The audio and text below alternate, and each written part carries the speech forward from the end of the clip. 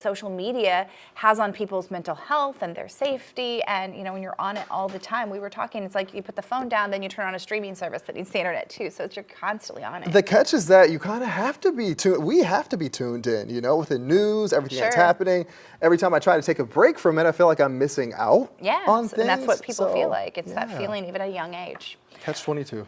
Well, protecting your mental health, speaking of this holiday season, how you can help cope with stress and perhaps even gift disappointment. That's a thing. We'll talk about it. Oh yeah, and taking you live outside right now, this is our Northbridge Center camera, sitting at 64 degrees if you're headed out the doors soon. We're gonna, of course, have a check of your weather, much more coming up. You're watching WPBF 25 News at 9.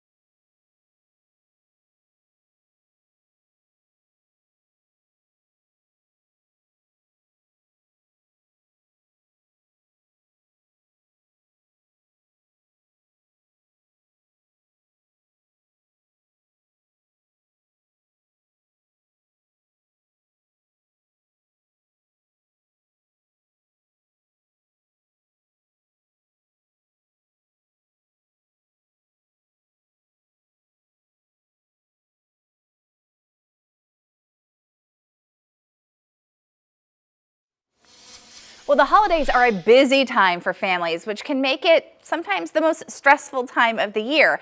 Parents want to make this time magical for their kids, but sometimes it can really be a financial burden. So here to talk about ways that you can cope with holiday stress and perhaps even disappointment when it comes to kids is Carrie DeBay, the Chief Program Officer with the Children's Healing Institute.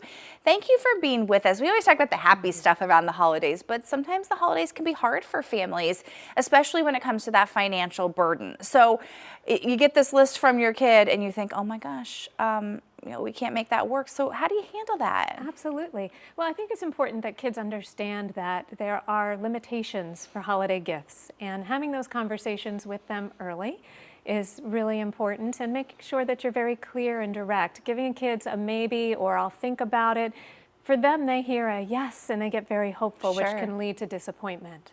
And how can you help children cope if maybe they don't get exactly what they want?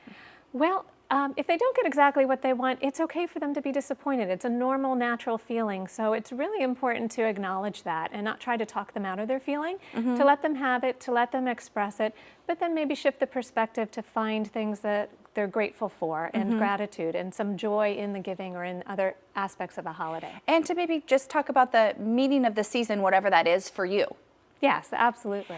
So everyone does feel that stress in some capacity through the holidays. So what can we do as a family to try to reduce that stress in our houses each and every evening? Well, I think that also goes back to setting the realistic expectations. So as a parent, it doesn't have to be perfect. Traditions can change or be altered or adapted. You don't have to say yes to every invitation that comes. It's about experiencing the joy in the moment and not trying to make it something perfect.